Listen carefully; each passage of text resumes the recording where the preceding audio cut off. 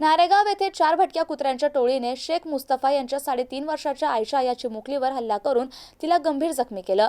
रक्तबंबाळ अवस्थेत तिला तातडीने घाटी रुग्णालय येथे दाखल करण्यात आले असून तिची प्रकृती चिंताजनक असल्याचं डॉक्टरांनी सांगितलं। सध्या तिच्यावर उपचार सुरू आहेत।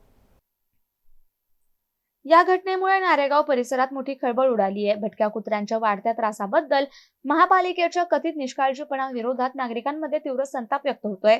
घटनेची माहिती मिळताच महापालिकेचे पशुवैद्यकीय अधिकारी डॉक्टर शाहिद यांनी घाटी रुग्णालयात भेट देऊन डॉक्टर तसेच आयशाच्या पालकांकडून घटनेची माहिती घेतली। रोग वाढत गेला तशी औषधांची मात्रा वाढली। या म्हणीप्रमाणे महापालिकेकडून भटक्या कुत्र्यांवर नियंत्रणासाठी विविध उपाययोजना केल्या जात असल्या तरी शहरातील कुत्र्यांची संख्या कमी होण्याऐवजी वाढतच असल्याचं नागरिकांचं म्हणणं आहे।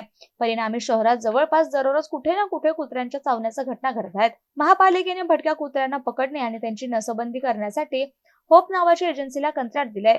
मात्र कुत्र्यांची संख्या आटोक्यात येत नसल्याने एजन्सीच्या कार्यक्षमतेवर तसेच महापालिका प्रशासनाच्या जबाबदारीवर प्रश्नचिन्ह उपस्थित केले जात आहे। शहरातील अनेक प्राणीप्रेमींनीही संबंधित एजन्सीबाबत नाराजी व्यक्त केली आहे। सदर प्रकरणी नागरिकांकडून महापालिकेला जबाबदार धरलं जात असून आणखी किती निरपराध मुले आणि नागरिक कुत्र्यांच्या हल्ल्याला बळी पडणार असा संतप्त सवाल उपस्थित केला जातोय।